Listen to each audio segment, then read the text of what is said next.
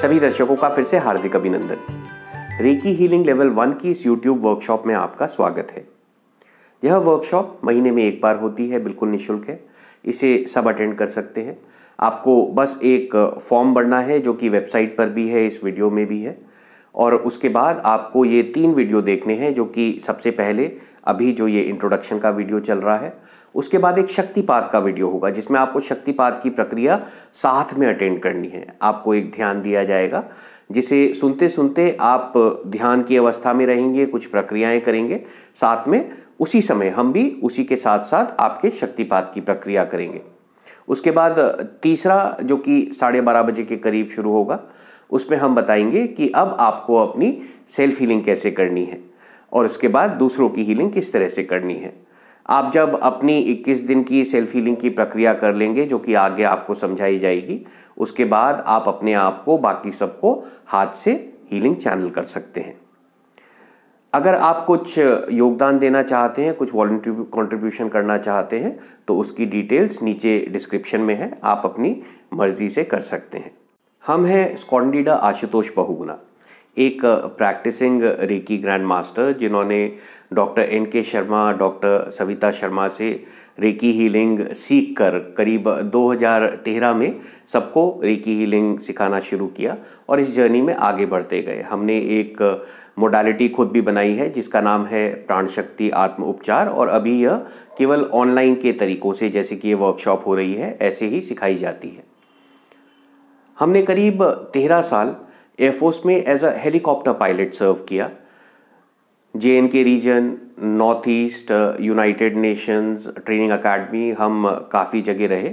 और उसके बाद हमें एक ऐसी इशू से डायग्नोस किया गया जिससे मेडिकल इलाज नहीं हो पा रहा था। हमें स्टेरॉइड्स दिए जाते थे कि उसे मैनेज करने के लिए, लेकिन उसका केवल एडवर्स इफेक्ट पड़ रहा था। वेट लगातार बढ़ता गया, चिड़चिड़ापन होने लगा, डाइट चेंज हो गई। जब ये सब होने लगा और जीवन थोड़ा सा असंतुलन की तरफ बढ़ रहा था, तो हमने कुछ ऐसे तरीके अपनाए जो हमें पहले से पता थे, लेकिन हमने कभी एज अ थेरेपी उपयोग नहीं किए थे, और वो है योग और प्राणायाम के तरीके, ध्यान के तरीके। इसी के साथ साथ जर्नी कुछ ऐसी रही कि आगे जाके हमें सबकॉन्शियस माइंड के बारे में सीखने को मिला, और इन सारी चीज़ों को अपनाकर हमने अपने जीवन में कुछ इस तरह से अपनाया कि हम बिना दवाइयों के स्वस्थ रहने लगे। आगे जाके हमने doctor NK Sharma, doctor Savita Sharma से रेकी हीलिंग के तरीके सीखे। और भी चीज़ें हैं जैसे कि hypnotherapy, dowsing, crystal healing, associated चीज़ें जो है रेकी हीलिंग से, ये सारी चीज़ें सीखी और 2013 से हमने सबको सिखाना शुरू किया। हमारी वाइफ भी इस जर्नी में हमारे साथ हैं और उन्होंने भी हमारे साथ सीखकर ये चीज़ें अपनाई और वो भी सबको सिखाती हैं। अगर आपने 5 मिनट एनर्जी हीलिंग की सीरीज़ देखी है तो कुछ कंटेंट आपको यहाँ पर रिपीट होता हुआ मिलेगा। अभी तक हम हर वर्कशॉप के लिए नए वीडियो रिकॉर्ड किया करते थे, पर अब हम एक स्टैंडर्ड फॉर्मेट बना रहे हैं कि छोटे वीडियो, 5-5 मिनट के वीडियो में हम यही चीज़ें एक्सप्लेन कर रहे हैं जो हम इस वर्कशॉप में सबसे पहले वीडियो में अभी इंट्रोडक्शन वाले में करते थे, और जो शक्तिपात के बाद वाला वीडियो है जिसमें बताते थे कि आपको क्या क्या करना है। आप अगर कम समय में इसी वर्कशॉप को करना चाहते हैं तो पहले से वो सारे वीडियो देख लें और उसके बाद यहाँ पर आकर आप केवल शक्तिपात कर लें। जो नया शुरू कर रहे हैं उनके लिए वो सारे वीडियो देखने का एक साथ इस समय यहाँ पे प्रोविज़न होगा कि उनको कंपाइल करके हम यहाँ पर सबके साथ शेयर करेंगे। जब हम रेकी हीलिंग की बात करते हैं तो यह एक बहुत ही सिंपल, प्रार्थनाओं पर आधारित, कुछ क्रियाओं पर आधारित एक तरीका है जिससे हम ऊर्जा को अच्छा करते हैं। यह तरीके पहले से ही हम अपने जीवन में अपनाते हैं, जो कि भारत के एनवायरनमेंट में ही है। यह तरीका हमें सीखने में इसलिए आसान हो जाता है कि कुछ चीज़ें ऐसी हैं जो हम पहले से करते हैं, उसको एक डिफरेंट फॉर्मेट में हम उसको समझ रहे हैं, जैसे कि 2 लैंग्वेजेस होती हैं। तो उसी तरह से यह एक तरीका डिस्कवर किया गया जो कि जापान में बनाया गया, लेकिन जो उसके तौर तरीके हैं, उसकी स्टेप्स हैं, वो इतनी आसान है कि हमारी रोज़मर्रा की ज़िंदगी में हम उसे बड़ी आसानी से अपना सकते हैं। जब हम रेकी हीलिंग की बात करते हैं तो यह एक जापानी शब्द है। रे का मतलब है जो कि सर्वव्यापी है, पूरे विश्व में है। साथ ही में एक और मतलब है कि एक ऐसी इंटेलिजेंस, एक सुपरनैचुरल पावर जो पूरी दुनिया को चला रही है। और की का मतलब है ऊर्जा। यह ऊर्जा पूरी प्रकृति में है। जैसे कि हम भारत देश में बोलते हैं कि ऊर्जा देवी है, जिससे सारी प्रकृति बनी हुई है। चाहे हम जैसे जीव हैं, कोई भौतिक वस्तु है, या एनर्जी है जो हम अपने एकेडमिक्स में पढ़ते हैं कि लाइट एनर्जी है, साउंड एनर्जी है, इलेक्ट्रिसिटी है, ये सब कुछ ऊर्जा से बना हुआ है। इसी का जापानी शब्द की है।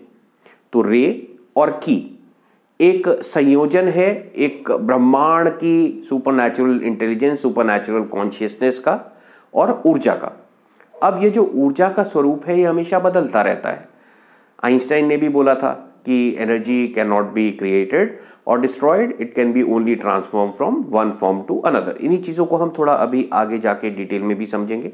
तो ये जो ओवरऑल रेकी है, पूरे ब्रह्मांड की ऊर्जा को और उस बुद्धिमत्ता को, उस कॉन्शियसनेस को, उस चेतना को दर्शाता है जिससे यह जीवन चल रहा है, यह पूरा विश्व चल रहा है। जब हम रेकी हीलिंग की बात करते हैं तो रेकी हीलिंग उस दिव्य ऊर्जा, उस डिवाइन कॉन्शियसनेस के माध्यम से अगर हम किसी की ऊर्जा को अच्छा करते हैं, प्रार्थनाओं के माध्यम से, कुछ क्रियाओं के माध्यम से, उनके आसपास जो आभा मंडल है जिसकी हम आगे बात करेंगे, जब हम इसको अच्छा करते हैं और उससे जीवन अच्छा होता है, वह प्रक्रिया रेकी हीलिंग है। आप reiki.org की साइट पर जाएंगे, जो कि international centre for reiki training की वेबसाइट है। वहाँ पर दिया है कि reiki is a form for stress reduction and relaxation that also promotes healing. वहाँ पे दिया हुआ है कि जापानीज फॉर्म है, बट एक्चुअली आप देखेंगे जितनी प्रक्रिया है ये भारत की ही है। प्राचीन भारत से ही हमारे रोज के तरीकों में, प्रार्थना के तरीकों में, पूजा पाठ के तरीकों में, योग के तरीकों में, आयुर्वेद के तरीकों में ये सारी चीज़ें आपको मिलेंगी। तो वही हमें एक अलग नाम से मिल रही हैं, पर असल में हमारे एनवायरनमेंट में, हमारे आसपास ये पहले ही है, तो इसको अपनाना बड़ा आसान हो जाता है। जब हम ये ध्यान के तरीके, भावनाओं को अच्छा करने के तरीके, विचारों को अच्छा करने के तरीके अपनाते हैं तो हम अपने विचारों को एक दिशा देते हैं, एक डेफिनेट डायरेक्शन देते हैं एनर्जी को, जिससे यह चीज़ें हमारे जीवन में बदलाव लेकर आती है। तो अभी हम आगे इसको समझते हैं कि हम बोलते हैं रेकी एनर्जी हीलिंग है। तो पहले हम ये समझते हैं कि हीलिंग क्या है। जब हम शब्द हीलिंग का इस्तेमाल करते हैं तो इसका मतलब होता है कि किसी भी परिस्थिति को पहले से अच्छा करना। इसका मतलब ये नहीं है कि कोई मिरेकल हो गया या जादू हो गया जिससे सब कुछ संपूर्ण तरह से ठीक हो जाएगा। कोई भी चीज़ जो पहले से, थोड़ी सी पहले से अच्छी हो जाए या संपूर्णतः ठीक हो जाए, उसके लिए जो प्रक्रिया करी गई वह हीलिंग कहलाती है। जब हम एनर्जी हीलिंग की बात करते हैं तो हम उन सारी प्रक्रियाओं की बात कर रहे हैं जिससे हम आभा मंडल पर काम करते हैं। हम सबके चारों तरफ एक अदृश्य ऊर्जा का प्रवाह है, एक इनविजिबल एनर्जी फ्लो है। भारत में प्राचीन काल में इसी को प्राण नाड़ियों में दर्शाया गया कि 72,000 प्राण नाड़ियां हमारे चारों तरफ बह रही हैं। इसी से हमारे सारे चक्र भी बनते हैं, जो कि हम योग में प्रयोग करते हैं, आयुर्वेद में प्रयोग करते हैं। वैसे ही चाइना में इनको मेरिडियंस के रूप में दर्शाया गया। तो बहुत सारे एक्यूप्रेशर और एक्यूपंक्चर के पॉइंट्स हैं जिनसे हम इसके प्रवाह को अच्छा कर सकते हैं। अब ये सारे तरीके जिससे हम सीधे आभा मंडल पर काम करते हैं और उसके बाद हमारे मन पर, शरीर पर, जीवन में प्रभाव पड़ते हैं, इन सारे तरीकों को एनर्जी हीलिंग के तरीके बोला जाता है। अब आप वैसे देखें तो भारत देश में तो ये तरीके शुरू से ही हैं। अब जो हम आज रेकी हीलिंग की बात करते हैं वो पहले स्पर्श चिकित्सा के नाम से जाना जाता था। वैसे ही मंत्रों के तरीके हैं, अपने खाने पीने को जो हम प्रणाम करके या उनको अच्छा आदर देके प्रसाद स्वरूप खाते हैं, हम उसकी ऊर्जा बढ़ाते हैं जिससे इस आभा मंडल पर सीधे प्रभाव होता है। तो जितनी भी पुरानी चीज़ें हम करते हैं, अगर समय पर उठते हैं, सूर्य के सामने जाते हैं, सांस सही तरीके से लेते हैं, ये सीधे हमारे आभा मंडल पर प्रभाव डालती हैं। अब इसी के लिए जो मॉडर्न तरीके हैं उसमें कुछ तरीके बनाए गए हैं जो हम उपयोग करते हैं, जैसे कि recce healing, pranic healing, crystals का उपयोग, जो कि स्फटिक होता है, जो हम जनरली माला में या शिवलिंग के रूप में पूजा पाठ में भी इस्तेमाल करते हैं, जो इस तरह से दिखता है। इस तरह के क्रिस्टल्स का उपयोग, कलर्स का उपयोग, एरोमा ऑयल्स का उपयोग, ये सारे तरीके एनर्जी हीलिंग के तरीके कहलाते हैं। साथ ही में हमने जैसे बोला था एक्यूप्रेशर के तरीके, जैसे उसमें और कुछ नए डेवलपमेंट्स किए गए हैं, जैसे इमोशनल फ्रीडम टेक्निक। तो ये सारे तरीके डायरेक्टली किन चीज़ों पे आधारित हैं? हमारे आभा मंडल पर, हमारे चक्रों की अच्छी स्थिति पर। तो जो भी तरीका इन आभा मंडल को अच्छा करने के तरीकों पर आधारित होता है वह एनर्जी हीलिंग कहलाता है। बोला यह जाता है कि यह आभा मंडल का प्रवाह अगर अच्छा है, सब कुछ बहुत अच्छा चल रहा है, तो आपका शरीर भी अच्छा रहता है, आपका जीवन भी अच्छा रहता है। जब आभा मंडल में कहीं प्रवाह में कोई कमी आए, जिसको हम एनर्जी ब्लॉक्स बोलते हैं, यानी कि कहीं पे अवरोध आ गए, तो वहां पर जहां पर भी वो अवरोध है लंबे टाइम तक रहे, बोला जाता है कि 6 महीने से ऊपर अगर कोई अवरोध किसी जगह पर रहे तो वहां पर कोई रोग आने लगता है, या शरीर के भाग ढंग से काम नहीं करते, वहां पर कोई मुश्किल होने लगती है। ये सारी चीज़ें जब एक्सपीरियंस होती हैं और आप एनर्जी हीलिंग के तरीके अपनाते हैं, वह अवरोध हटते हैं, आभा मंडल का प्रवाह ठीक होता है, फिर धीरे धीरे शरीर में, मन में, जीवन की जिस भी स्थिति से वो कनेक्टेड हैं उसमें सुधार आने लगते हैं। तो जितने भी तरीके जिनको हम ऑल्टरनेटिव हीलिंग साइंसेस बोलते हैं, यानी कि मेन स्ट्रीम साइंस नहीं जहाँ पे हम मेडिकल की तरह इलाज करके डायग्नोस करके दवा खा रहे हैं, जहाँ पर हम ऐसे तरीके जो कि मन पर आधारित हैं, प्रार्थनाओं पर आधारित हैं, क्रिस्टल्स, कलर्स, एसेंशियल ऑयल्स, इन सारी चीज़ों पर आधारित हैं, डाउजिंग जैसे तरीकों पर आधारित हैं, जो कि हमारे माइंड से, साइकिक पावर्स से रिलेटेड हैं, इनको एनर्जी हीलिंग बोला जाता है। रेकी हीलिंग और एनर्जी हीलिंग के तरीकों में आपको एक टर्म मिलेगी, कॉस्मिक एनर्जी। आइए समझते हैं कि यह कॉस्मिक एनर्जी टर्म का मतलब क्या है। इसी को ब्रह्मांड की ऊर्जा, विश्व शक्ति, इस सारे नामों से भी जाना जाता है।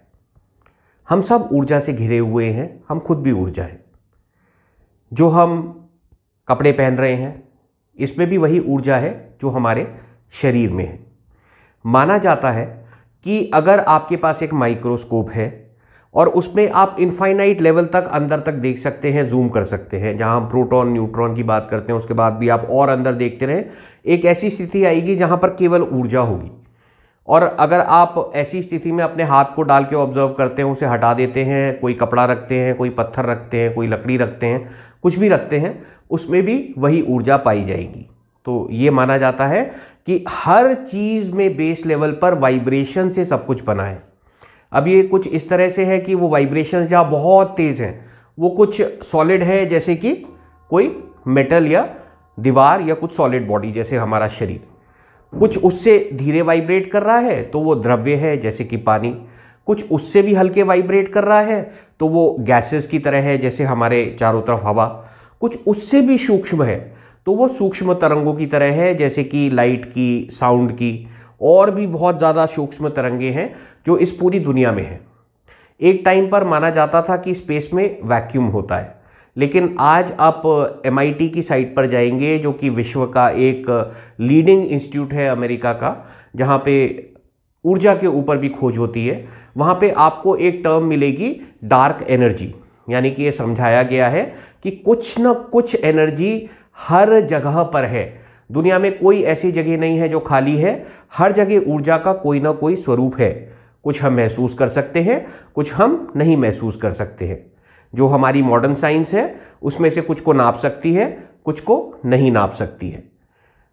हमको यह ऊर्जा अलग अलग चीज़ों में दिखती है, शरीर अलग दिख रहा है, कपड़े अलग दिख रहे हैं, ये आवाज़ अलग चीज़ है, जो लाइट है वो अलग चीज़ है। अब ये कुछ इस तरह से है कि अगर एक सागर है जिसके ऊपर आइसबर्ग तैर रही है और उसके ऊपर भाप भी है, फॉग हो रखा है, तो ये सागर में वाटर मॉलिक्यूल्स हैं, जो आइसबर्ग है उसमें भी वाटर मॉलिक्यूल्स हैं, और जो फॉग है उसमें भी वाटर मॉलिक्यूल्स हैं, लेकिन हमको सब अलग दिख रहे हैं। बादलों में भी वही मॉलिक्यूल्स हैं, लेकिन हमको सब अलग प्रतीत होते हैं। तो उसी तरह से यहाँ पर ऊर्जा के अलग अलग स्वरूप हैं, लेकिन वाइब्रेशनल लेवल तक सब में एक ही ऊर्जा है। इसी को प्राचीन भारत में बोला जाता था कि हर चीज़ प्राण से निर्मित है। असल में आप प्राण शब्द का मतलब देखें तो एक जगह हमें बताया गया था कि प्राण का असली मतलब होता है कि मिनिमम बिल्डिंग ब्लॉक, यानी कि जो सबसे सूक्ष्म ब्लॉक है जिससे किसी चीज का निर्माण हो रहा है वह प्राण है। तो ये जो एनर्जी अलग अलग फॉर्म लिए हुए है पूरी दुनिया में है, इसका हम सम टोटल करेंगे तो इसको हम बोलते हैं कॉस्मिक एनर्जी। अब इसी ऊर्जा में बदलाव होते रहते हैं। आइंस्टाइन ने बोला था E = mc², एक फॉर्मूला दिया था और law of conservation of energy से सबको बताया था कि energy can not be created और destroyed, it can only be transform from one form to another. अब ये जो ऊर्जा है अलग अलग स्वरूप लेती है। जैसे हम खाना खाते हैं, उसमें एक ऊर्जा है जो हमारे शरीर को ऊर्जा देती है। हम कुछ और काम करते हैं, वहाँ से किसी और ऊर्जा में बदलाव होता है। जो हमने कुछ काम किया वहाँ से एक दूसरी चेन आगे बढ़ती है। तो ये ऊर्जा के बदलाव हमारे जीवन में हमेशा चलते रहते हैं, पूरी दुनिया में चलते रहते हैं। हमारी सोच, हमारी भावनाएं, हमारे कर्म, सब कुछ कहीं ना कहीं ऊर्जा से जुड़े हुए हैं, तो इनको भी एक एनर्जी का फॉर्म माना जाता है। तो कॉस्मिक एनर्जी की जब हम बात करते हैं, हम पूरे ब्रह्मांड की ऊर्जा की बात कर रहे हैं जिससे हम हमेशा जुड़े हुए हैं। कॉस्मिक एनर्जी इस पूरे विश्व का एक एनर्जी पूल है जिसके बीच में हम भी हैं। हमारे चारों तरफ एक आभा मंडल का प्रवाह रहता है। यह प्रवाह केवल जीवों के आसपास नहीं, निर्जीव वस्तुओं के चारों तरफ भी रहता है। अब ये एक कॉमन फैक्टर है जो सब चीजों के चारों तरफ है। तो ये माना जाता है कि कॉस्मिक एनर्जी के साथ यह हमारा कनेक्शन है। तो जो ब्रह्मांड की शक्ति है, जिसे हम विश्व शक्ति, ब्रह्मांड की शक्ति, क्रिएटर्स एनर्जी, ये सारे नाम देते हैं, दिव्य ऊर्जाओं का नाम देते हैं, यह सब लगातार हमारे चारों तरफ बह रही हैं और उसी की वजह से हमारा शरीर भी चल रहा है, हम जीवित हैं। जो निर्जीव चीजें हैं उनके चारों तरफ भी आभा मंडल है। अब यह आभा मंडल जो निर्जीव वस्तुओं के चारों तरफ होता है और जो आभा मंडल किसी जीव के चारों तरफ होता है, इसमें थोड़ा सा डिफरेंस है। वो ये कि जो भी निर्जीव चीजें हैं वह अपने आभा मंडल को खुद से नहीं बदल सकती। जैसे कि यह बोल है, इसके चारों तरफ एक आभा मंडल है।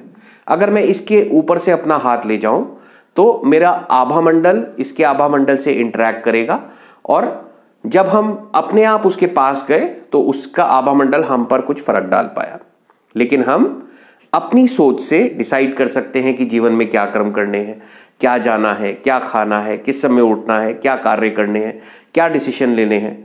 तो ये जो हमारे मन की शक्ति दी गई है, जो जीवों को खासकर दी गई है, इसकी वजह से उनके आभा मंडल में थोड़ी स्पेशल क्वालिटी होती है, वह ज़्यादा अच्छा और सुदृढ़ हो सकता है। हाँ, यहीं पे अगर विचार खराब होने लगे, दिनचर्या ठीक ना हो, सही चीज ना खाएं, तो आभा मंडल में खराबी भी होने लगती है। तो आत्मनिर्भरता सभी जीवों को दी गई है। इसी को आत्मा या आत्म तत्व भी बोला गया है कि आपको एक सेल्फ एम्पावरमेंट दी गई है कि आप अपने कर्मों से, विचारों से, सांस लेने के तरीके से, इन सब चीजों से अपने आभा मंडल को अच्छी दिशा दे सकते हैं। एक दूसरा एस्पेक्ट है जो कि हम ब्रह्मांड से जो हमारा कनेक्शन है उसका है, वो है कॉन्शियसनेस का या इंटेलिजेंस का। हमने कॉस्मिक कॉन्शियसनेस की बात करी थी, एक दिव्य चेतना, एक डिवाइन इंटेलिजेंस, सुपरनैचुरल इंटेलिजेंस जो इस पूरी दुनिया को चला रही है। उसी का एक भाग हमारी इंटेलिजेंस में दिया गया है कि हम अपने मन से, अपने विचारों से, अपनी भावनाओं से अपने जीवन को चलाते हैं। इसीलिए हमारे मन से जब हम कुछ सोचते हैं, अपनी भावनाओं से कुछ फीलिंग्स किसी के लिए रखते हैं, तो उसी हिसाब से ऊर्जा में बदलाव भी होते हैं।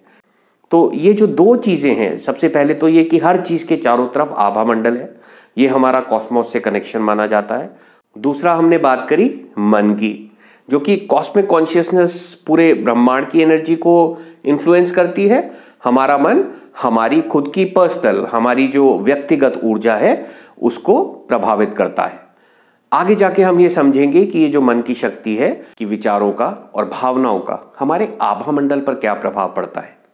हमने ये समझा कि पूरे ब्रह्मांड की ऊर्जा से एक ऊर्जा प्राप्त करने का जरिया आभा मंडल है, जो कि वस्तुओं के चारों तरफ और जीवों के चारों तरफ सबके आसपास पाया जाता है। अगर हम किसी के लिए अच्छे विचार रखें, उनका आदर करें, उनके लिए अच्छी बातें बोलें, उनके प्रति अच्छी भावनाएं हों, जैसे कि प्रेम की भावना है, आदर की भावना है, सत्कार की भावना है, तो ऑटोमेटिकली उनका आभा मंडल पहले से अच्छा हो जाएगा। यही चीज़ वस्तुओं के लिए भी है कि अगर कोई चीज़ है आपको अच्छी लगी, आपने उसकी तारीफ करी, उसके लिए अच्छे शब्द बोले, मन में आपके अच्छी भावनाएं आई, तो ऑटोमेटिकली उसका आभा मंडल पहले से अच्छा हो जाएगा। अब इसी के विपरीत में लीजिए कि अगर किसी के बारे में खराब विचार रखे, चाहे वो ईर्ष्या है, क्रोध है, द्वेष है, किसी भी तरह के नकारात्मक भाव मन में हुए या किसी के लिए कुछ खराब बोला, इससे आभा मंडल पर फर्क पड़ता है। जिसके लिए बोला गया उसका आभा मंडल पहले से थोड़ा जिस स्थिति में था उतनी अच्छी स्थिति में नहीं रहता, और अगर किसी ने बोला है या इस तरह के भाव रखे हैं तो उनके खुद के आभा मंडल पर भी इसका प्रभाव पड़ता है। इसीलिए आप देखेंगे जितने भी रिलीजन्स हैं उसमें जो भी डिवाइन है उनकी खूब तारीफ करी जाती है, उनकी खूबसूरती की तारीफ करी जाती है, उनके काम की तारीफ करी जाती है, उनको नमन किया जाता है, उनकी वंदना करी जाती है। अब इससे हम क्या कर रहे हैं? पूरे यूनिवर्स की एनर्जी को बढ़ा रहे हैं। अगर आप किसी चीज का उपयोग कर रहे हैं, आप उसको धन्यवाद बोलकर उपयोग करते हैं, तो उसका आभा मंडल अपने आप ही अच्छा हो जाता है। आसपास के वातावरण से, आवाज से, शब्दों से, भावना से, प्रार्थना से आभा मंडल पर फर्क पड़ता है, जो कि डॉक्टर मासुरू इमोटो एक जापानीज साइंटिस्ट थे जिन्होंने इस पर रिसर्च करके एक एविडेंस सबको दिया कि हाँ, इन चीज़ों का बिल्कुल हमारी ऊर्जा पर फर्क पड़ता है। उन्होंने पानी पर काम किया था और यही हमारे आभा मंडल के लिए, हमारी सारी ऊर्जा के लिए सही है। यानी कि आभा मंडल पर अच्छे विचारों का, दुआओं का अच्छा असर पड़ता है।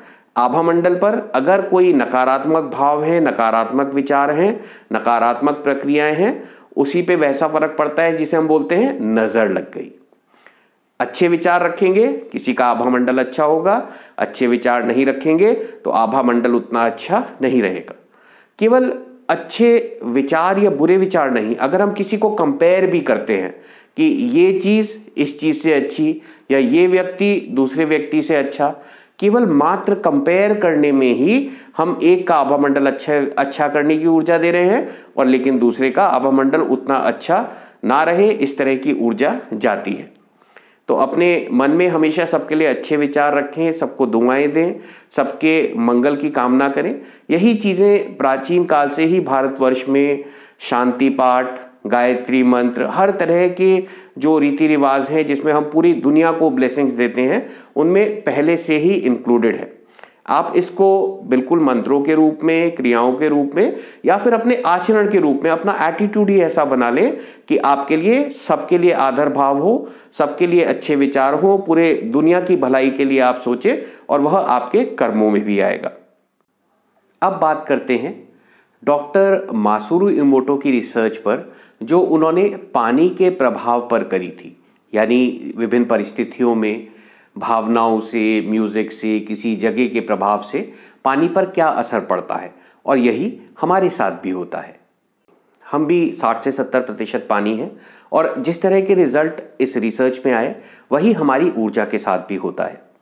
उन्होंने पानी को लिया और उसको फ्लैश फ्रीज किया, यानी कि बहुत जल्दी उसको आइस पार्टिकल्स में बना दिया, और उसका जो स्लश जैसा आया उन्होंने उसको माइक्रोस्कोप के नीचे रखकर उसकी फोटोग्राफ ली। जब इसकी फोटोग्राफ ली गई तो यह क्रिस्टल्स की तरीके से आई, जैसे कि आपको एसी के पास इस तरह के एम्बलम मिलते हैं या फ्रीजर के पास ऐसे एम्बलम मिलते हैं कि आइस के पार्टिकल इस तरह से रिप्रेजेंट किए जाते हैं। जब अच्छी जगह से ये पानी लिया गया, जैसे कि फ्रांस से एक स्प्रिंग वाटर लिया गया, न्यूजीलैंड से एक स्प्रिंग वाटर लिया गया, जापान से एक स्प्रिंग वाटर लिया गया, यहाँ तक कि गंगा का पानी भी लिया गया। जब भी अच्छी जगह से ये पानी लिया गया तो इसका क्रिस्टल बहुत ही खूबसूरत आया। अब उन्होंने एक नदी का सैंपल लिया, जो कि उन्होंने सबसे पहले जहाँ से नदी शुरू हो रही थी वहाँ पर लिया, फिर उसके बाद जहाँ पे सेटलमेंट शुरू हो गई थी, यानी कि आबादी थी वहाँ पर लिया, और फिर सबसे लास्ट में जहाँ पर वो सागर में मिल रही थी। जहाँ पर शुरू में था बहुत ही अच्छा क्रिस्टल आया, जहाँ पे आबादी शुरू हो गई उसमें खराबी आनी शुरू हुई, और जहाँ पर वह सागर में जाकर मिल रहा था तब तक वह बहुत ही खराब हो चुका था। उन्होंने पानी को म्यूजिक से एक्सपोज किया, पानी की बोतलें ली, उसको स्पीकर के बीच में 12 घंटे म्यूजिक चलाकर छोड़ दिया, और अगले दिन फिर उनकी फोटो ली गई। जब अच्छा क्लासिकल म्यूजिक था, जैसे कि मोजार्ट का, विवाल्डी फोर सीजन, इस तरह के रिदमिक पीसफुल म्यूजिक थे, वहां पर बहुत ही अच्छा क्रिस्टल आया। जहां पर हैवी मेटल था या फिर कंटेम्प्रेरी म्यूजिक, जो कि आजकल का मॉडर्न म्यूजिक है, इस तरह के म्यूजिक थे, वहां पर बहुत अच्छे क्रिस्टल की शेप नहीं आई। इसके बाद उन्होंने शब्दों से इसको एक्सपोज करना शुरू किया। बोतल के ऊपर ही पेन से उसके ऊपर शब्द लिख दिए गए और उस बोतल को रख दिया गया। जब भी अच्छे शब्द लिखे जाते, जैसे कि यू आर ब्यूटिफुल, तो उसकी जो क्रिस्टल है वो अच्छा आता। जहां पे यू आर डर्टी लिखा है वहां पे खराब था। जब बोला लेट्स डू इट, यानी कि सबको मिलजुल कर सहमति से एक साथ लेकर कुछ काम करने की बात हुई, तो अच्छा क्रिस्टल मिला। जब डू इट बोला तो इतना अच्छा क्रिस्टल नहीं मिला। वैसे ही जहां पर वॉर था, क्रिस्टल में ही डिवाइड आ गया, जहां पे पीस था वहां पर बहुत ही अच्छा क्रिस्टल आया। तो इस तरह से शब्दों से और भावनाओं से इस पर क्या फर्क पड़ता है वह देखा गया। सबसे खूबसूरत क्रिस्टल लव एंड थैंक्स पर आया, जो कि गोल्डन कलर का बहुत ही सुंदर क्रिस्टल बना। उसके बाद उन्होंने पानी को फोटोग्राफ्स के ऊपर रखा, यानी कि जिस फोटोग्राफ के ऊपर रखते उसी का प्रभाव पानी पर आने लगा। जैसे डॉल्फिन के फोटो के ऊपर रखा तो वैसी ही कुछ इमेज क्रिस्टल्स में बनने लगी। हाथी के ऊपर रखा तो वैसी ही सूंड जैसी कुछ इमेज क्रिस्टल्स में बनने लगी। हार्ट के ऊपर रखा तो पानी ही हार्ट शेप का हो गया। फिर उन्होंने एक एक्सपेरिमेंट किया कि एक डैम में से पानी का सैंपल लिया और उसकी फोटोग्राफ्स ली, बहुत अच्छी नहीं थी। उसके बाद एक बुद्धिस्ट मॉन्क के साथ उन्होंने बैठकर उस डैम के आगे 1 घंटे तक प्रेयर्स ऑफर करी, और उसके बाद उसका सैंपल लिया तो सैंपल में बहुत बदलाव था। यह पूरा जो उनका तरीका था एक्सपेरिमेंट का, यह साइंस से क्लोजेस्ट तरीका माना जाता है कि हम भावनाओं से, शब्दों से, आसपास के वातावरण के एक्सपोजर से एनर्जी पर क्या फर्क पड़ रहा है उसको हम प्रत्यक्ष रूप से देख सकते हैं। अब यही हमारे साथ भी होता है। तो इससे कुछ छोटी छोटी सीख लेने की चीज़ें जो हैं वो ये कि सबके लिए अच्छे भाव रखें, सबके लिए अच्छे शब्द बोलें, भावनाएं ऐसी रखें जो दूसरों के लिए भी अनुकूल हो, आपके लिए भी अनुकूल हो।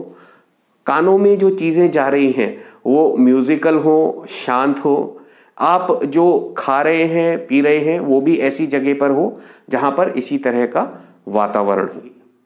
अब बात करते हैं कि रेकी हीलिंग, एनर्जी हीलिंग किन सिद्धांतों पर आधारित है, यह काम किस तरह से करती है। एनर्जी हीलिंग का पहला सिद्धांत जो हमने ऑलरेडी डिस्कस किया है कि सब कुछ ऊर्जा से बना है और हम इस ऊर्जा से जुड़े हुए हैं। और दूसरा ये energy flows where intention goes, यानी कि हम अपने मन की शक्ति से, भावनाओं की शक्ति से किसी की ऊर्जा में बदलाव कर सकते हैं। एनर्जी हीलिंग में हम इन्हीं सिद्धांतों का उपयोग करते हुए कुछ प्रार्थनाएं करते हैं, कुछ क्रियाएं करते हैं, कुछ उपकरणों का इस्तेमाल करते हैं जिससे आभा मंडल में बदलाव आता है। इसी के साथ एक बहुत इंपॉर्टेंट चीज़ है जो कि एनर्जी हीलिंग में होती है, हर तरह की एनर्जी हीलिंग में, वो ये कि हीलिंग हमेशा सेल्फ हीलिंग पावर की वजह से होती है। इसी को प्राचीन काल में भारत में आत्म तत्व का नाम दिया गया था, यानी कि हम सबको ही कुछ ना कुछ सेल्फ हीलिंग की पावर दी गई है कि हम अपने शरीर को स्वस्थ रख सकें, अपने मन को शांत रख सकें, अपनी भावनाओं को सही दिशा दे सकें। अगर कहीं कट लग जाता है या कहीं चोट लग जाती है तो सेल अपने आप ही धीरे धीरे बॉडी में बनते हैं। अगर हम वहां पर कोई दवा लगा देते हैं, उसको प्रोटेक्ट करने के लिए उसके ऊपर पट्टी लगा देते हैं, तो एक एनवायरनमेंट क्रिएट होता है जिससे कि शरीर और अच्छी तरह से थोड़ा जल्दी उस चीज को ठीक कर सके। वैसे ही खांसी जुकाम हुआ, अगर अपने आप ही आपने अपने शरीर को रेस्ट दिया, थोड़े दिन कुछ प्राणायाम कर लिया, डीप सांस लेते रहे, तो शरीर कुछ दिन में अपने आप ही उसको ठीक कर लेगा। अगर आपने कोई औषधि ले ली, कोई दवाई ले ली, तो वही चीज जो 4 दिन में ठीक होनी थी वो 2 दिन में ठीक हो सकती है। तो जो हम ये हीलिंग की प्रक्रिया कर रहे हैं, एनर्जी हीलिंग में एनर्जी चैनल कर रहे हैं किसी के आभा मंडल को अच्छा करने के लिए, जो कि हम किस माध्यम से कर रहे हैं? अपने प्रार्थनाओं के माध्यम से, अपनी भावनाओं के माध्यम से हम दुआ मांग रहे हैं। हम ये चाह रहे हैं कि जहां पर भी हमको कुछ ठीक करना है वहां पर ऊर्जा अच्छी हो जाए। चाहे हम अपने हाथ का ही उपयोग कर रहे हैं, हमने अगर हाथ ऐसे करके किसी की तरफ ऊर्जा भेजी तो हमने मन में क्या प्रार्थना करी कि ऊर्जा यहां से जाए और यहां पर ऊर्जा की स्थिति अच्छी हो जाए। तो कहीं ना कहीं प्रार्थनाएं जुड़ी हैं, भावनाएं जुड़ी हैं, मनोकामनाएं जुड़ी हैं। इसी को हम प्रेयर्स और इंटेंशंस बोलते हैं, और साथ ही में हमारी फीलिंग्स भी हैं। तो इन सब चीज़ों को मिला जुलाकर एनर्जी हीलिंग की प्रक्रिया होती है। जब भी हम इस तरह से कोई गतिविधि करते हैं, प्रार्थना करते हैं, किसी की तरफ ऊर्जा भेजने की कामना करते हैं, क्रिस्टल, कोई कैंडल, दिया, ये सारे उपकरण यूज करते हैं, तो हम किसी के आभा मंडल को अच्छा कर रहे हैं। अब जब आभा मंडल अच्छा होता है, उसके बाद जो सेल्फ हीलिंग पावर है, जो भी रिसीवर की सेल्फ हीलिंग पावर है, उसकी वजह से उपचार होता है। तो ये हमेशा याद रखें। और जब भी एनर्जी हीलिंग की कोई भी प्रक्रिया करें तो रिसीवर का इन्वॉल्वमेंट जरूर रखें। जितना इंपॉर्टेंट रोल हील करने वाले का है, यानी कि एनर्जी चैनल करने वाले का है, उतना ही इंपॉर्टेंट रोल रिसीवर का भी है। भारत देश में इन्हीं सारी चीजों को आत्म उत्थान के लिए बनाया गया था। इसलिए आप देखेंगे योग में, पूजा पाठ के तरीकों में, ध्यान में, हर एक में आत्म उत्थान की बात होती है। लेकिन परिस्थिति के अकॉर्डिंग, जैसे रेकी हीलिंग का तरीका है जो जापान में बना था, वहां पर कभी कभी ऐसी परिस्थिति आती है कि दूसरे लोगों को मदद की बहुत ज़रूरत पड़ती है। इसलिए ऐसा तरीका बनाया गया कि यही चीज़ हम अच्छी प्रार्थनाओं से किसी और को अच्छी ऊर्जा दे रहे हैं। तो अगर कोई आपको बोलता है वो एनर्जी हीलिंग कर रहे हैं, तो इसी में से कुछ ना कुछ प्रक्रियाएं कर रहे हैं जिसमें वो अपने जो भी उनके पास नॉलेज है आभा मंडल की, चक्रों की, प्रार्थनाओं के तरीकों की, मन में चीज़ें दोहराने के तरीकों की, मन में चीज़ों को विजुअलाइज करने की, अपनी रचनात्मक कल्पना यूज़ करने की, साथ ही में क्रिस्टल्स हैं, डाउजर्स हैं, हीलिंग लैंप है, इन सारे उपकरण को इस्तेमाल करके जब हम किसी की ऊर्जा अच्छी करते हैं, यही हम एनर्जी हीलिंग के प्रिंसिपल पर बेस करते हैं। वो क्या है कि सब कुछ ऊर्जा से बना है। दूसरा ये कि जहां हम जैसे विचार रखते हैं ऊर्जा उसी तरह से बदल जाती है। और तीसरी बात क्या कि जो सेल्फ हीलिंग पावर है उसकी वजह से एक्चुअल हीलिंग के सारे चेंजेस होते हैं। ध्यान आभा मंडल को अच्छा रखने का बहुत ही सरल और उपयोगी तरीका है। रेकी हीलिंग, एनर्जी हीलिंग जैसी प्रैक्टिसेस में हम ध्यान का पूरी तरह से उपयोग करते हैं। अगर खुद की हीलिंग कर रहे हैं तो भी ध्यान की अवस्था में करते हैं, किसी और की कर रहे हैं तो भी ध्यान की अवस्था में करते हैं, और अगर कोई रिसीवर है तो उनको भी सजेस्ट किया जाता है कि वह ध्यान की स्थिति में बैठे। आइए एक छोटे से एनिमेशन के माध्यम से समझें कि आभा मंडल में अगर कहीं अवरोध हो वो किस तरह से शरीर में रोग उत्पन्न कर सकते हैं, और अगर हम ध्यान की स्थिति में आते हैं तो किस तरह से आभा मंडल की सफाई होती है, आभा मंडल और अच्छा हो जाता है। जब आभा मंडल अच्छा हो जाता है तो उसका प्रभाव फिर हमारे जीवन पर भी पड़ता है। आप ये जो एनिमेशन देख रहे हैं यह स्पिरिचुअल रियलिटी नाम की एक डॉक्यूमेंट्री से है, जो कि आपको हिंदी और इंग्लिश दोनों में ही यूट्यूब पर भी मिल जाएगी। ये जो आप एनिमेशंस देख रहे हैं इनको थोड़ा याद भी रखें। जब कभी आपको बोला जाए कि कल्पना करिए कि आपके ऊपर ब्रह्मांड की ऊर्जा का प्रवाह हो रहा है, तो इस तरह के एनिमेशन आपको इमेजिनेशन में भी मदद करते हैं। तो आइए ये छोटी सी क्लिप देखते हैं जिसमें ध्यान की स्थिति में आभा मंडल के अच्छे होने की प्रक्रिया समझाई गई है। ये ध्यान की दशा है। ये वो अवस्था है जब हम पर विश्व शक्ति की बौछार होने लगती है। हम जितना ज्यादा ध्यान करेंगे उतनी ही ज्यादा विश्व शक्ति हमें प्राप्त होगी। विश्व शक्ति प्राणमय शरीर की शक्ति में प्रवाह करती है। शक्ति से भरा हुआ शरीर प्राणमय कहलाता है। प्राणमय शरीर में 72,000 से ज्यादा रंग रहित नाड़ियां या शक्ति की नलियां होती हैं, जो पूरे शरीर में फैली हुई हैं। शक्ति नलियां सिर के भाग से शुरू होती हैं। ये भाग ब्रह्मरंध्र कहलाता है।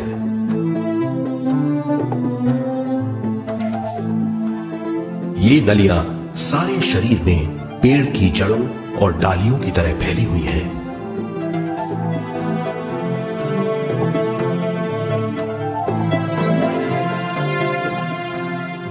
प्राणमय शरीर हमारे शरीर का विशेष आधार है। प्राणमय शरीर हमारे कार्य, यहां तक कि हमारे अस्तित्व का स्रोत है। प्राणमय शरीर को गहरी नींद में या फिर ध्यान में विश्व शक्ति मिलती है। हम इस शक्ति का उपयोग अपनी सारी मानसिक और शारीरिक क्रियाओं में, जैसे देखना, बोलना, सुनना, सोचना और शारीरिक कार्यों में करते हैं। इन्हीं सारे कर्मों का आधार विश्व शक्ति है।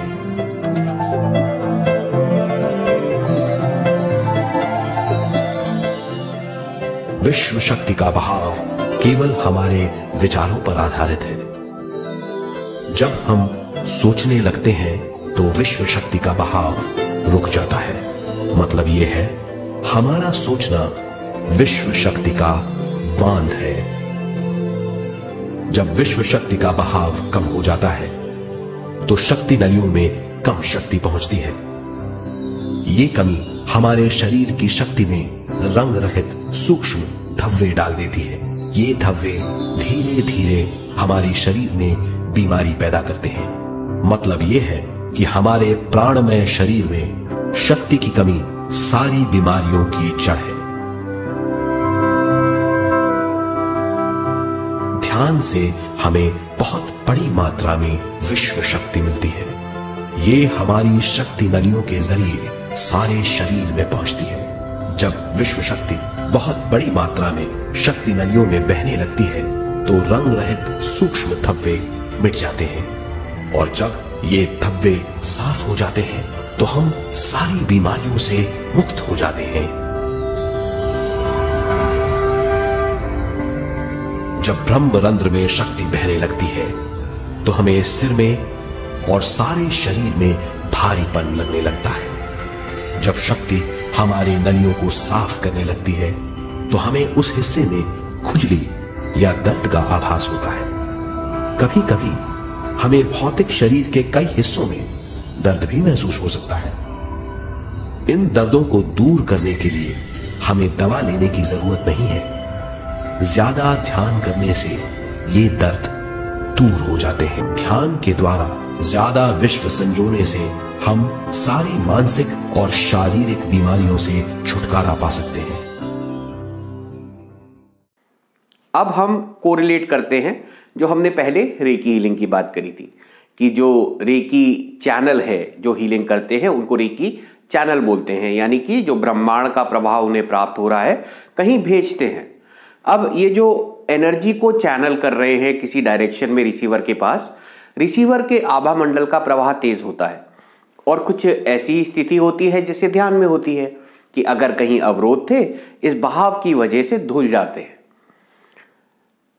यही चीज हम अपने आप के लिए भी कर सकते हैं, किसी और के लिए भी कर सकते हैं।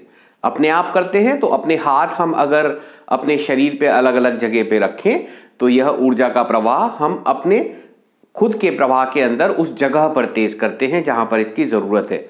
अगर किसी और के लिए करते हैं तो हम उनके आभा मंडल की तरफ इस प्रवाह को भेज सकते हैं। अब ये जो हमने पूरे आभा मंडल की बात करी, इसको हम असल में नाप भी सकते हैं, इसको देख भी सकते हैं और महसूस भी कर सकते हैं। तो आइए कुछ एक्सरसाइजेस करते हैं जिसमें हम इसको देखने की और इसे महसूस करने की प्रक्रिया को समझेंगे। हम आपको कुछ तरीके बताएंगे जो आप बाद में अपने आप एक दूसरे के साथ प्रैक्टिस करके एक दूसरे का आभा मंडल देख भी सकते हैं और नाप भी सकते हैं। तो जो आभा मंडल सबसे पहले देखने की प्रक्रिया है, इसके लिए आप एक पैड और एक पेन ले लीजिए। अब उसके बीचों बीच जो भी आप पैड का उपयोग कर रहे हैं उसके बीचों बीच एक मोटा सा डॉट बना दीजिए, गाढ़ा ऐसा एक डॉट बना लीजिए। अब इसको रीडिंग डिस्टेंस पे पकड़ लीजिए, जो नॉर्मली आप पढ़ते हैं, करीब 25 से 30 सेंटीमीटर जितना आपका हाथ एक्सटेंड होता है। अगर आप कहीं बैठे हुए हैं तो टेबल पे भी इसको रख सकते हैं या अपने हाथ को टिका सकते हैं, और इसको रीडिंग डिस्टेंस पे रख लीजिए। और अब एक टक लगा के देखिए, जैसे त्राटक के ध्यान में करते हैं कि एक टक लगा के पलके कम से कम झपकाएं। बस इसके बीच में कोई भी जो गाढ़ा नीला रंग है उसके बीच में भी एक कोई पॉइंट पकड़ ले, जो रंग है उसमें कहीं बदलाव होगा या कुछ एक छोटा सा व्हाइट स्पॉट छूटा होगा, उसके बीच में भी कोई एक जगह पकड़ ले और वहां पर बस एक टक लगा के आप देखते रहे। एक माइल्ड फोकस बना के रखें, बना के रखें, बना के रखें, बना के रखें। अगर पानी आ रहा हो, आंखों में दर्द हो रहा हो, सर भारी हो रहा हो तो छोड़ दें, बाद में कभी करें। धीरे धीरे जो ब्लू कलर का डॉट है उसके आसपास आपको कुछ लाइट जैसा दिखेगा। धुंधली सी लाइट हो सकती है, ब्राइट लाइट हो सकती है, उसमें मोशन हो सकता है, स्टिल हो सकती है, जैसी भी दिख रहा है बस देखते रहे, देखते रहे, देखते रहे। वहीं पे एक टक लगा के देखते रहे, माइल्ड फोकस बना के रखें। धीरे धीरे जो भी आप लाइट देख रहे थे, चाहे वो हेजी सी डिफ्यूज सी लाइट थी या चमकदार थी या किसी कलर में थी, आपको उसमें थोड़ा थोड़ा मोशन भी दिखेगा। हो सकता है कि आसपास जो लाइनें हैं कहीं पेपर पे, उसके आसपास भी आपको चमकदार रोशनी दिखे या आपके अंगूठे के आसपास दिखे। कोशिश मत करिए देखने की, अपना ध्यान वहीं डॉट के बीच में फोकस बना के त्राटक की तरह ध्यान पे लगा के रखिए।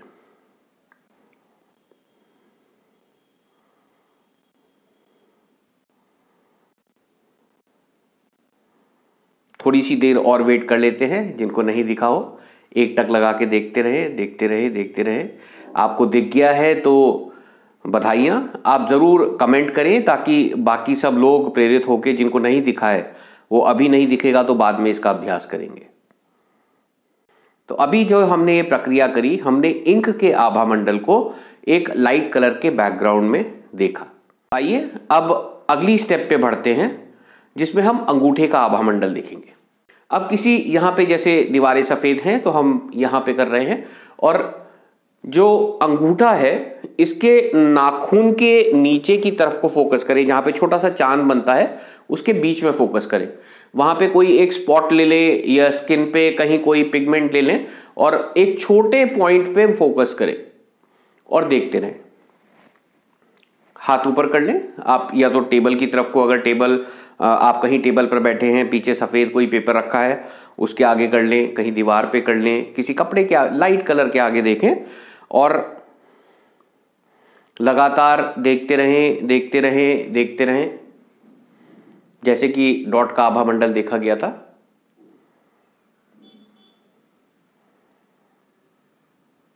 ध्यान अपना नाखून के नीचे की साइड, अंगूठे के बीच में फोकस करने पर लगाएं। धीरे धीरे आभा मंडल अंगूठे के चारों तरफ दिखाई देगा। आपको कोशिश नहीं करनी है, ना ही आप उसे देखने की कोशिश करें। आप बस अपना ध्यान अंगूठे के बीच में लगा कर रखें, वो अपने आप अपीयर होगा, जैसे कि अपने आप ही वहां पर आ गया है। और अपना ध्यान बस आप अंगूठे के बीच में लगा कर रखें। धीरे धीरे आपको जैसा भी धुंधला दिख रहा था या तेज प्रकाश में दिख रहा था, आपको उसकी शेप और अच्छी तरह से दिखने लगेगी। शायद आपको उसमें रंग भी दिखने लगे। बहुत कम लोगों को दिखते हैं, पर फिर भी कुछ लोगों को रंग जरूर दिखते हैं। तो आप देखते रहें, देखते रहें, देखते रहें, देखते रहें। अगर आपको दिख गया है तो बधाइयाँ, नहीं दिखा है तो अभी इसी प्रैक्टिस को जारी रखें। आंखें कम से कम झपकाएं, हाथ को बिल्कुल लूज रखें, शरीर को बिल्कुल शांत रखें, सांसों को बिल्कुल शांत रखें और प्रयास करते रहें। अब जिस को दिखा है आप सबको शुभकामनाएं। आप जो कमेंट्स हैं वहां पे जरूर लिखें ताकि जिनको नहीं दिखा है वो प्रेरित हों और बाद में इसकी प्रैक्टिस करें। आइए अब अगली स्टेप पे बढ़ते हैं। अब अपने पूरे हाथ के आभा मंडल को देखते हैं। अब उसके लिए हथेली के पीछे बीच में कोई एक पॉइंट ले लीजिए और इस तरह से हथेली अपने से दूर करके पीछे की तरफ, कहीं हाथ के ऊपर पुरुषों के लिए कोई बाल हो, लेडीज के लिए कोई स्किन का कोई पॉइंट हो तो एक छोटे से पॉइंट को ले लें और वहां पर एक टक लगा के देखें।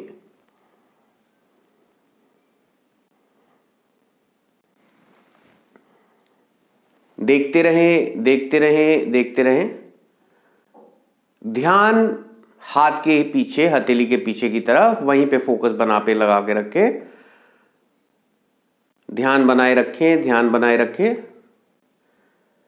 धीरे धीरे जो हाथ है उसके चारों तरफ आभा मंडल धीरे धीरे आने लगेगा। कोशिश ना करें देखने की, अगर देखने की कोशिश करेंगे आभा मंडल को तो वो गायब हो जाएगा। अपना ध्यान बस हाथ के पीछे की तरफ फोकस करने में लगाएं। जैसी पलकें झपकेंगे, अगर आभा मंडल दिख रहा है वो थोड़ा सा कम दिखेगा, फिर जैसे ही आप दोबारा से एक टक लगा के देखने लगेंगे वह फिर से दिखने लगेगा। तो ऐसे करके देखते रहें, देखते रहें, देखते रहें। शांत रखें, अपने मसल्स को लूज रखें, सांसों को बिल्कुल शांत रखें और एक रिलैक्स पोजीशन में देखते रहें और धीरे धीरे आपको अपने पूरे हाथ के चारों तरफ दिखेगा। अगर आपको दिख गया है तो बधाइयाँ, अगर नहीं दिखा तो आगे जाके आप इसकी प्रैक्टिस करिएगा, आपको ज़रूर दिखेगा। बच्चों के साथ करवाइए, देखिए बच्चों को कितनी जल्दी दिखता है। और 2 बच्चों को दिखाइए, किसी एक का हाथ रख के, दोनों एक ही जैसा बताएंगे कि यहाँ से इस तरह से आभा मंडल है, इधर से ज़्यादा है, यहाँ पे ऐसी शेप है, उंगली के इतने पास है, अंगूठे के इतने पास है। तो बच्चे ये देखने में बहुत सक्षम होते हैं। अगर वो इसकी प्रैक्टिस बनाए रखते हैं तो आगे जाके इसका बहुत अच्छा उपयोग कर सकते हैं। अब इसको हम यूज कैसे करेंगे?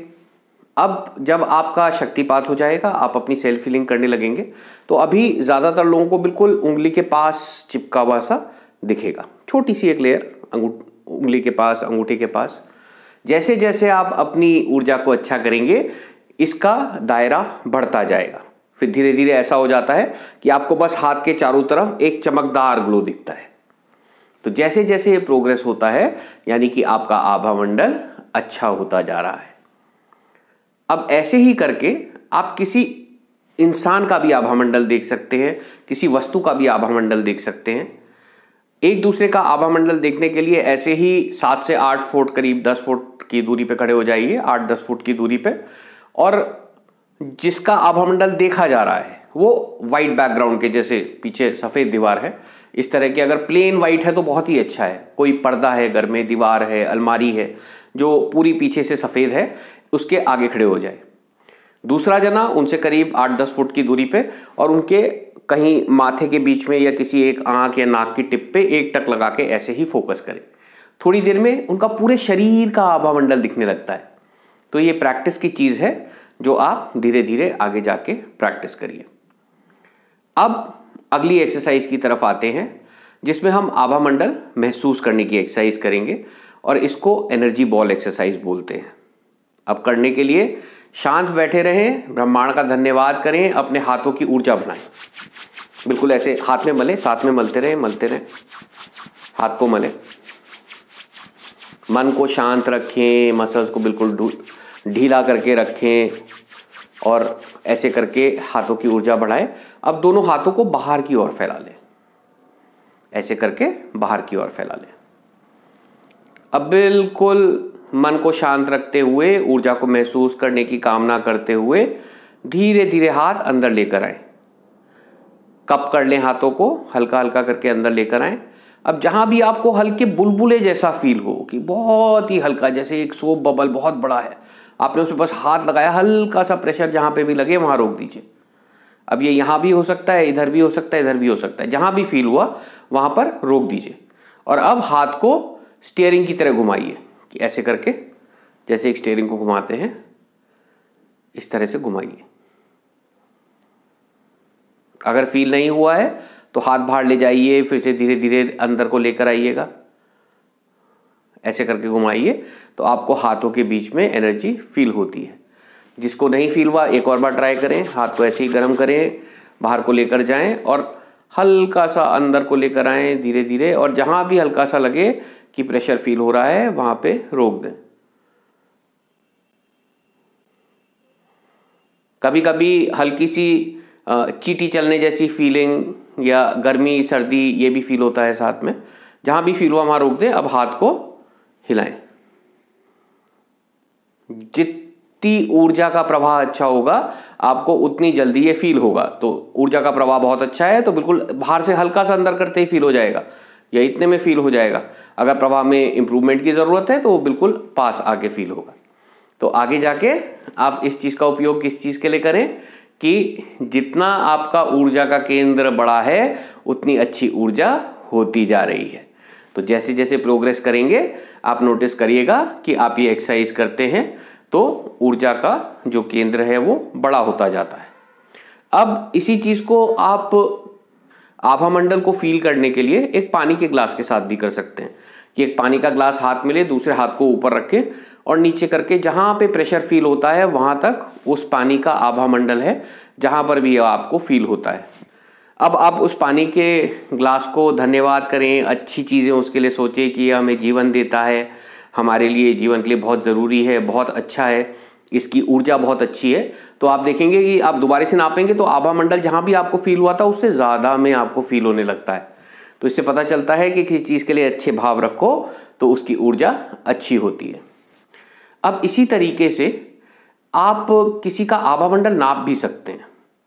हम एलरॉड्स की भी आपको बात बताएंगे कि कैसे एलरॉड से आप नाप सकते हैं, पर आप बिना किसी इक्विपमेंट के केवल हाथ ऐसे रख के आभा मंडल को फील करने की कामना करें तो आप फील कर सकते हैं। अब इसको करने के लिए पहली बात प्रिकॉशन कि कोई दीवार जैसे है तो उसके बिल्कुल पास जाके खड़े हो जाएं, जैसे 5-6 इंच दूर कि आप पीछे को गए तो आप बस दीवार से टकरा के वापस आ जाएंगे। वो किस लिए कि कई बार जब आप ऐसी एक्सरसाइज कर रहे होते हैं और आप आभा मंडल फील करने की कोशिश करते हैं तो पीछे को जोर से लचक जाते हैं। तो इसलिए या तो किसी को बोले कि हाथ रख के खड़े हो जाएं या दीवार के बिल्कुल पास खड़े हो जाएं और हाथ को ऐसे करके रख लें। जिसका भी आभा मंडल नापना है उनको बोलें कि आप जाइए दूर 30-40 फुट और आप ऐसे करके फील करने का प्रयास करें। उन्हें बोलिए बिल्कुल धीरे धीरे धीरे कदम रख के आगे को बढ़ें और जहां आपको ऐसे हल्का सा झटका लगे और आप उन्हें देखिए कि वो कितनी दूर है, उतनी दूर उनका आभा मंडल है। आभा मंडल को नापने के लिए हम जनरली एक इक्विपमेंट भी यूज करते हैं जिसको एल रॉड बोलते हैं, जो कि कुछ इस तरह का दिखता है। यह कॉपर की रॉड है जिसे एल शेप में बेंड किया गया है, तो क्या नाम दिया, एल रॉड। अब हाथ को इस तरह से करते हैं जैसे कि एक हॉलो रॉड है और इन एल रॉड को पकड़ लेते हैं। ये स्लीव्स के साथ भी आती हैं, लकड़ी के हैंडल के साथ भी आती हैं, तो आप उनका भी उपयोग कर सकते हैं। तो ऐसे आप इन्हें पकड़ते हैं और जिसका आभा मंडल नापना है उन्हें बोलते हैं कि धीरे धीरे एक एक कदम करके आप चल के आइए। जहां पर ये रॉड अंदर को हिलती है या बाहर को हिलती है उतनी दूर उनका आभा मंडल होता है, यानी कि जहां से हिलना शुरू हुआ वहां पर आप देख लेते हैं कि अच्छा इतनी दूर है। आप नाप भी सकते हैं किसी टेप से या किसी, आप घर में हैं तो आप टाइल को काउंट करके नाप सकते हैं। तो अप्रॉक्सीमेट आपको देख के भी पता चल जाता है, हाँ ये 20 फुट की दूरी है, ये 15 फीट की दूरी है, या कमरे की लेंथ आपको पता है तो उसके हिसाब से देख लीजिए। तो ऐसे करके हम आभा मंडल को नापते हैं। यही एल रॉड्स अगर इसमें स्लीव लगी हो, जैसे कि पीछे यहाँ पे एक पतली सी स्लीव लगी है जिससे इसका हिलना आसान हो जाता है। यह लकड़ी की स्लीव, मेटल की स्लीव, हर तरह की स्लीव में मिलते हैं। और इसको जब ऐसे पकड़ के खड़े होते हैं तो फिर आप देखते हैं कि कितनी दूर से जब कोई आपकी तरफ चलते हुए आया, जहां पे ये अंदर को या बाहर को इस तरह से हिलने लगा, उतनी दूर उनका आभा मंडल है।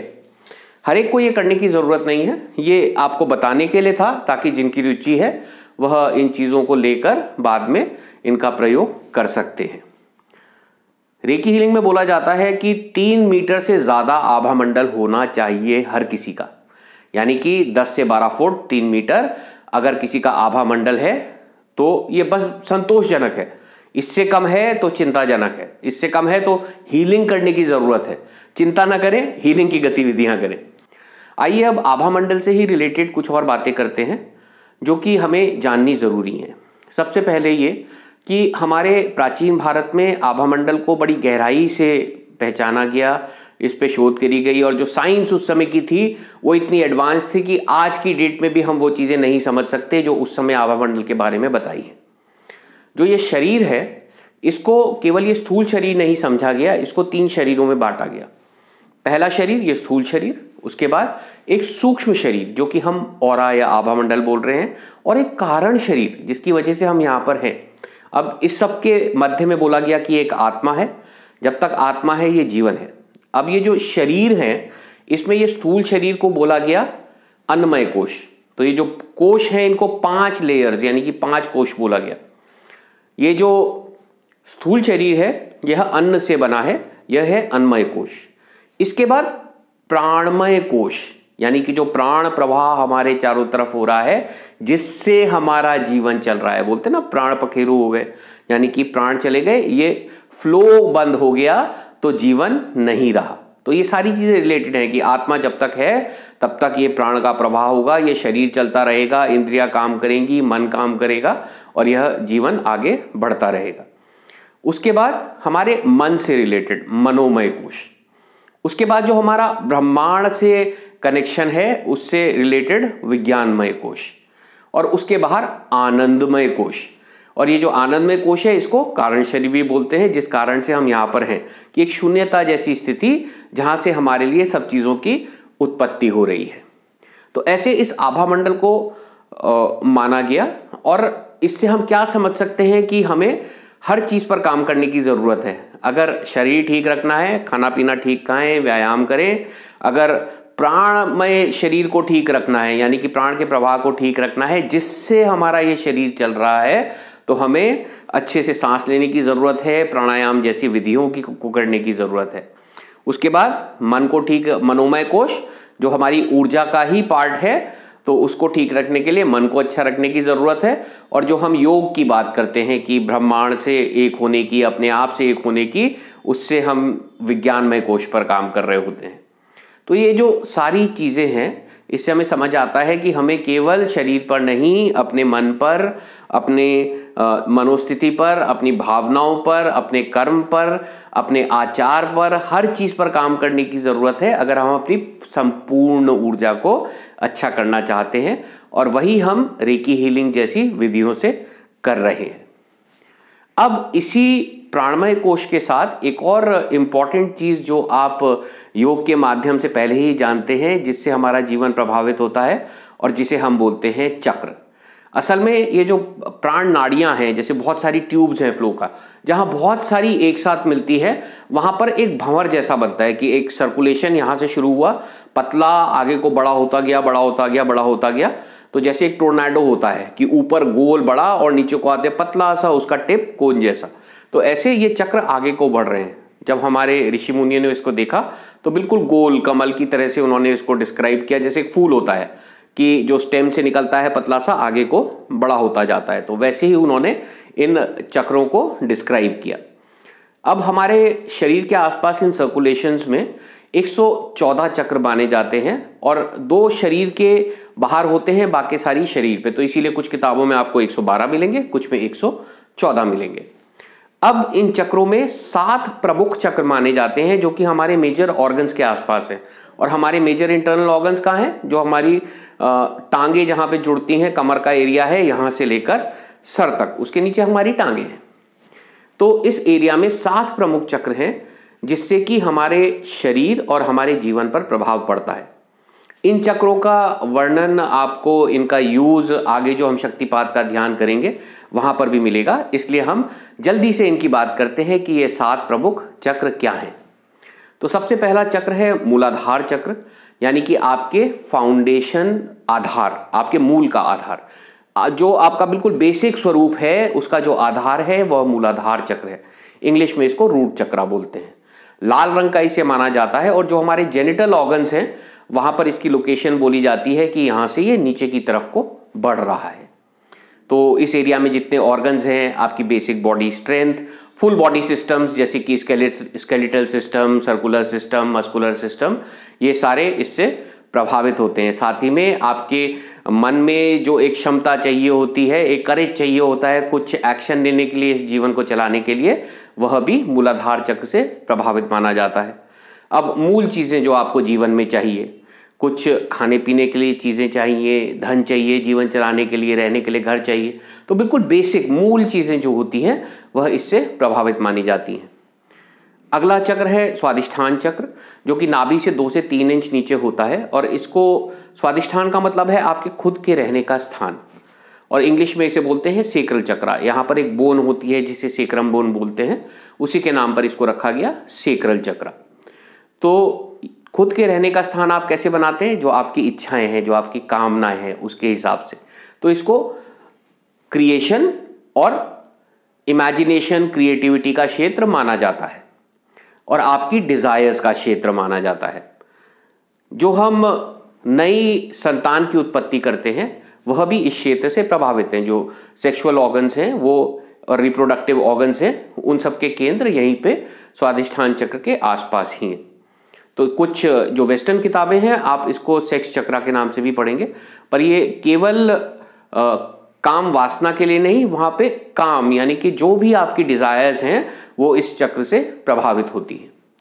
अगला चक्र है मणिपुर चक्र, जो कि पीले रंग का माना जाता है और जहां पे एक रिबकेज आके मिलता है, नीचे छोटा सा गैप होता है, यहाँ पर इसको बोलते हैं, इसकी लोकेशन है।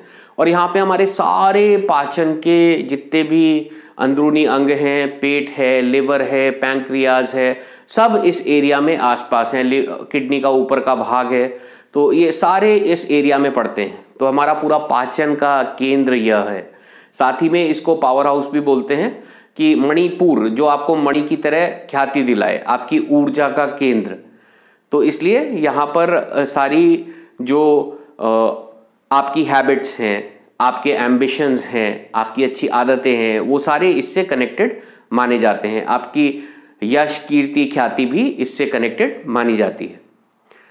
उसके बाद अगला अनाहत चक्र, जो कि छाती के मध्य में है, हरे रंग का माना जाता है। जो भी ऑर्गन्स यहाँ पे हैं, साथ में आपके इमोशंस, आपके रिलेशनशिप्स इससे प्रभावित माने जाते हैं। आपका ईश्वर से कनेक्शन इससे प्रभावित माना जाता है। उसके बाद विशुद्ध चक्र, जो आपकी वाणी है, कितने ट्रूथफुली आप अपनी चीज किसी तक पहुंचा सकते हैं, वह विशुद्ध चक्र पर हल्के नीले रंग का माना जाता है। साथ ही में शुद्धि, आपकी इम्यूनिटी, इस क्षेत्र में जितने भी ऑर्गन्स हैं, गला है, जीभ है, दांत है, जबड़े हैं, ये सब इससे प्रभावित माने जाते हैं। अगला है आज्ञा चक्र, आपके ब्रेन का एरिया, आपके माइंड का एरिया। आप का माइंड कितना शार्प है, आप कितना याद रख सकते हैं, कितना समझ सकते हैं, कितना समझा सकते हैं, कितना आपको सहज अनुभूति होती है, इंट्यूशन होता है, ये सारी चीजें आज्ञा चक्र से प्रभावित होती हैं। उसके बाद सबसे ऊपर यहाँ इंडिगो कलर का, गाढ़े नीले रंग का। उसके बाद सहस्त्रार चक्र, जो सर के ऊपर की ओर वायलेट यानी कि गाढ़े बैंगनी रंग का माना जाता है। सहस्त्रार, सहस्त्र कनेक्शन आपके हर जगह पूरी दुनिया में बनाए हुए, वह सहस्त्रार चक्र है। तो इस तरह से चक्रों की स्थिति बताई गई है। रेकी हीलिंग में हम बहुत गहराई में नहीं जाते, बस यहाँ पर इसलिए काम करते हैं कि जब आप चक्र पे काम करते हैं तो उससे जुड़ी हुई जितनी चीजें हैं वो जल्दी अच्छी होती हैं। किसी का मन शांत करना है तो आप आज्ञा चक्र और अनाहत चक्र पे काम करिए, सही थॉट्स आए, सही इमोशंस के लिए। किसी के डाइजेशन में इशू है तो मणिपुर चक्र पर काम करिए। किसी को बॉडी स्ट्रेंथ की जरूरत है, मूलाधार चक्र पे काम करिए। तो इस तरह से चक्रों का चयन करके हीलिंग को ज्यादा अच्छी तरह से किया जाता है। अगले वीडियो में हम शक्तिपात की प्रक्रिया करेंगे और उसमें हम इन चक्रों पर काम करेंगे। तो जैसे जैसे आप बताया जाए उस पर आप काम करते रहिएगा। अभी एक ब्रेक लेते हैं, आप फ्रेश हो जाइए, अपने को मुक्त कर लीजिए सारी चीज़ों से, एक शांत जगह ढूंढ लीजिए। अगर आप कोई अगरबत्ती जलाना चाहते हैं, धूप बत्ती जलाना चाहते हैं, आप किसी को मानते हैं, उनकी फोटो के आगे बैठना चाहते हैं, तो एक स्थान बना ले ध्यान का। और 10:45 पर अगला वीडियो शुरू होगा। उससे पहले अपने को ऐसी स्थिति में ले आए जहां आप कम से कम 40 मिनट के लिए आराम से बैठ के ध्यान कर सकते हैं। और जो ध्यान की प्रक्रिया होगी उसमें आपको निर्देशित ध्यान दिया जाएगा, आपको सुनते हुए करना है। और साथ ही में हम जो शक्तिपात की प्रक्रिया है वो साथ में करते रहेंगे। अब जिसने रजिस्ट्रेशन फॉर्म ना भरा हो प्लीज उसे भर लें, क्योंकि हम रजिस्ट्रेशन फॉर्म को पढ़ेंगे, यानी कि किसने शक्तिपात के लिए फॉर्म भरा हुआ है उसको पढ़ के उसके बाद उनकी एनर्जी से कनेक्ट करके हम शक्तिपात की प्रक्रिया शुरू करते हैं। तो आप फॉर्म को जरूर भर लें। अगर आपने नहीं भरा है, नीचे लिंक में आपको डिस्क्रिप्शन में मिल जाएगा, जो शक्तिपात का वीडियो है उसके डिस्क्रिप्शन में भी आपको उसका लिंक मिल जाएगा। अब मिलते हैं 10:45 पर शक्तिपात की प्रक्रिया के लिए। बहुत बहुत धन्यवाद।